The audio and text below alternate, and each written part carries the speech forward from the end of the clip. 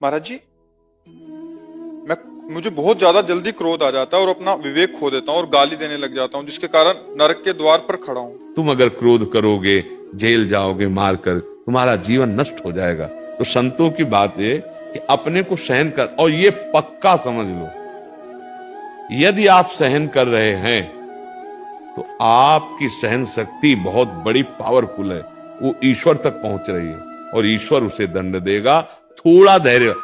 ऐसा नहीं होता, अगर यहां भी कत्ल किया है कोई तो 10वें वर्ष मुकदमा नहीं चलता, फिर कहीं उसे सजा होती। कभी कभी तो सजा होने में इतना विलंब हो जाता है कि सजा जो दी जाती है उससे ज्यादा वो जेल भोग चुका होता है।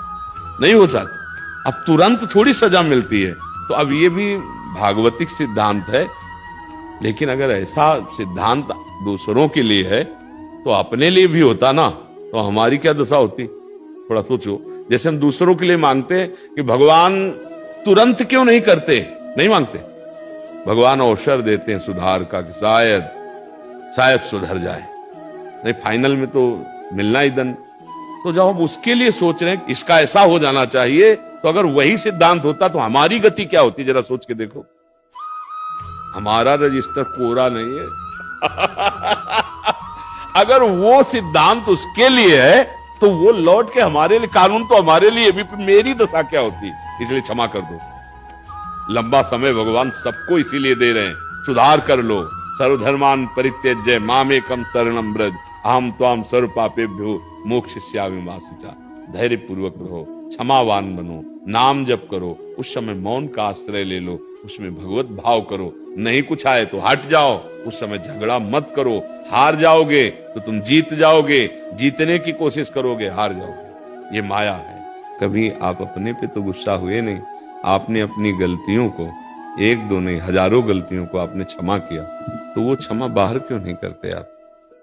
अगर किसी से त्रुटि दिखाई दे रही, यद्यपि शास्त्रीय सिद्धांत, क्रोध हमारे अंदर की कमी से आता है। कामः संजायते क्रोधा, क्रोधा स्मृति विभ्रमः, स्मृति भ्रंशात् बुद्धिनाशो, बुद्धिनाशात् प्रणश्यति। जैसा आपने कहा, मैं गाली बकता हूं, मैं गुस्सा हो जाता हूं, अपने पर शासन नहीं रहता है, उसका मूल है काम। जब हम कामना करते हैं कि ये आदमी ऐसे चले, ये ऐसा बोले, हमारा ऐसा सिद्धांत है, आपको ऐसा करना पड़ेगा, और जब कामना करते हैं उस कामना में बाधा पड़ती है तो क्रोध आ जाता है। अगर कामना की पूर्ति होती है तो लोभ जागृत हो जाता है, अनुकूलता में फंस जाता है। फंसना दोनों में ही है, स्मृति दोनों ही नष्ट करती है, या क्रोध प्रकट हो जाए या लोभ प्रकट हो जाए। तो हमें इस बात पर ध्यान देना है कि धर्म सिद्धांत हमारे लिए है या उनके लिए है, सत्संग हमारे लिए या उनके लिए। साधक सत्संग अपने लिए सुनता है, शास्त्र सिद्धांत अपने लिए पढ़ता है कि ऐसी स्थिति में मुझे क्या करना चाहिए। तो सबसे पहला क्रोध से बचने का उपाय है, दोनों दांत मिला लो और मौन हो जाओ, नहीं बोलो, और नाम जप करने लगो। हट जाओ उस समय, नहीं तो वो वेग है क्रोध का। जैसे काम का वेग होता है, ऐसे क्रोध का वेग होता है। अब क्रोध का वेग है दुरुक्ति, गाली जो आप कहते हैं कि देते हैं, कठोर वचन, और फिर जब इसका और बल बढ़ेगा तो हिंसा, अधर्माचरण, प्रहार, ये सब शुरू हो जाता है। क्रोध का बहुत बड़ा स्वरूप है, मतलब पूरा नाश कर सकता है, पूरा नाश कर सकता है। क्रोध का ऐसा है, भाई भाई को मार सकता है, पुत्र पिता को मार सकता है, पिता पुत्र को मार सकता है, पति पत्नी को मार सकती है, पत्नी पति को, मतलब क्रोधावेश आ जाए तो कुछ भी हो सकता है।